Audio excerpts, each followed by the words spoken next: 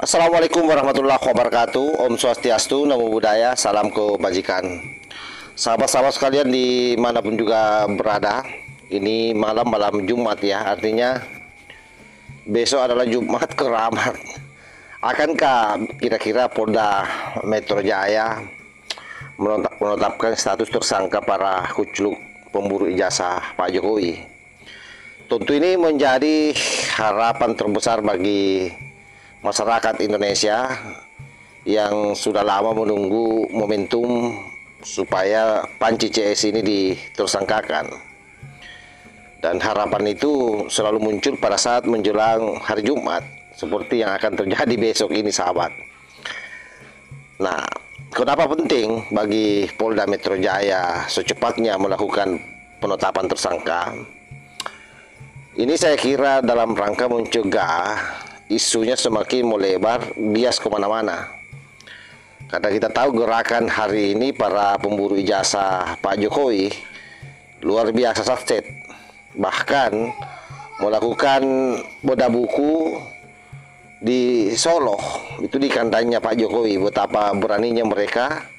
Termasuk kemarin kita lihat di kanal YouTube Repli Harung, itu ada secara langsung demo berteriak adili Jokowi, gantun Jokowi, maksulkan Gibran. Nah, betapa mereka ini semakin bermanuver, mencoba meyakinkan masyarakat bahwa dalam sepanjang sejarah kepemimpinan nasional, Jokowi adalah merupakan presiden terburuk. Nah, ini menjadi tanda-tanda yang membuat ke depan pihak kepolisian Republik Indonesia akan semakin sulit bila mana dia lambat menetapkan para kucluk ini menjadi tersangka. Apalagi hari ini kita sudah tahu semua bahwa mereka lagi berjibaku berjuang bagaimana supaya dia dilayani oleh DPR. Jadi lagi-lagi DPR mereka jadikan panggung. Dan itu kemungkinannya terjadi ada, sebab biar bagaimanapun akhir-akhir ini kan DPR terpojok. Oleh karena itu segala bentuk aduan dari masyarakat dia akan berupaya akomodir. Kalau selama ini aduan-aduan mereka ke DPR dicuekin saja, itu karena DPR belum pernah digeruduk oleh massa. Nah, takutnya dengan pressure massa yang terjadi beberapa hari terakhir ini atau beberapa minggu terakhir ini, itu akan membuat DPR melayani mereka. Nah, bayangkan kalau DPR yang melakukan RDP terkait soal ijazah palsu dan pemaksulan Gibran ini, karena dianggap juga ijazahnya palsu oleh para kucluk, ini kan sangat berbahaya sekali. Artinya dari yang awalnya proses hukum atau masyarakat fokus memantau proses hukum di Polda Metro Jaya, ini akan beralih pada proses politik karena DPR itu adalah lembaga politik. Sekalipun sebenarnya tidak ada hubungannya ke sana.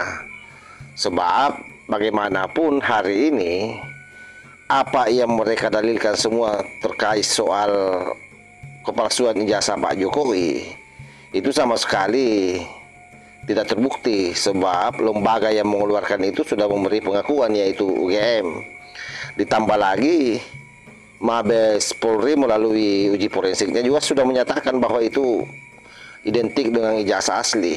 Artinya yang dilakukan hari ini oleh para kucluk itu murni memang gerakan politik untuk mengalihkan isu. Jadi DPR dia mau jadikan sebagai tameng. Sekali lagi, DPR dia jadikan sebagai tameng, DPR dia jadikan sebagai panggung untuk kembali mengeksplorasi isu-isu yang selama ini dia kawal, ditambah dengan isu ijazah Gibran Rakabuming Raka. Karena hari ini juga kita tahu bahwa ijazah Gibran Rakabuming Raka itu disoal oleh mereka pasca dilaporkannya oleh Pesubuhan. Nah, inilah yang menjadi harapan-harapan masyarakat agar Polda Metro Jaya mempercepat kasus ini. Sebab kalau tidak akan bias kemana-mana, dan ini tidak akan pernah bisa berakhir. Sebab apa? Tiga orang ini merayap terus ini. Sekalipun kelihatannya akhir-akhir ini sudah mulai terpecah. Misalnya Rizal Fadila yang pulang ke Bandung, kemudian Rismon Sianipar yang mengaku tidak punya lagi biaya pulang ke Sumatera. Tetapi kan boleh jadi itu hanya bagian daripada strategi mencoba mengatur ritmenya ini, sehingga Polda Metro Jaya lengah. Karena itu kita akan selalu ingatkan Polda Metro Jaya, kalian ini jangan terlalu lelet gitu. Jangan karena prinsip kehati-hatian lalu kemudian Anda menjadi cenderung ragu menetapkan mereka sebagai tersangka. Padahal kalau menurut Pak Rianto, menurut beberapa mantan petinggi Polri, mereka ini jelas-jelas